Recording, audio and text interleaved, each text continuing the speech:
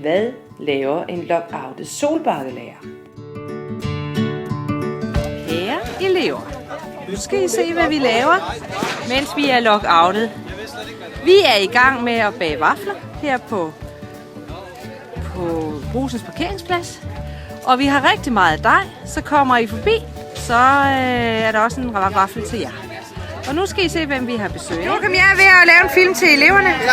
Og du er kommet på arbejde igen, eller hvad? Nej, det er faktisk ikke rigtigt. Ej, Ja. Har du, er det en dejlig datter, du har fået? Ja, det er en rigtig dejlig datter. Ja. Så jeg glæder mig til at vise frem. Ja. Når du engang må komme rigtig på arbejde, ind på skolen for eksempel. Det må jeg jo ikke. Nej, sådan er det. Ja. Så er Rasmus også gået i gang med vaffelbageriet. Jeg kan faktisk ikke... The Waffle Woman. The Waffle. Nå, Ole er også kommet på besøg. Christian.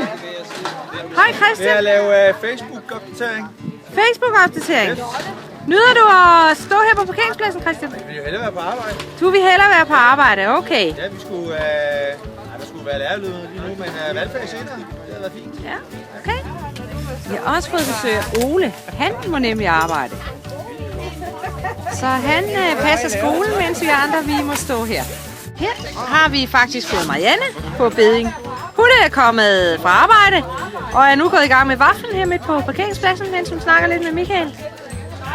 Hun har travlt, eller også har hun i hvert fald travlt med at tage telefoner, fordi der er ikke nogen, der forstyrrer. Er Joachim gået i gang med vaffel nummer 21, tror vi, for han vil rigtig gerne slå Lottes børn i vaffelspisning. Det er så fedt. Ja, og så vil jeres lærer gerne lige vinke til jer og ønske jer rigtig god uge. Vi håber snart at se jer.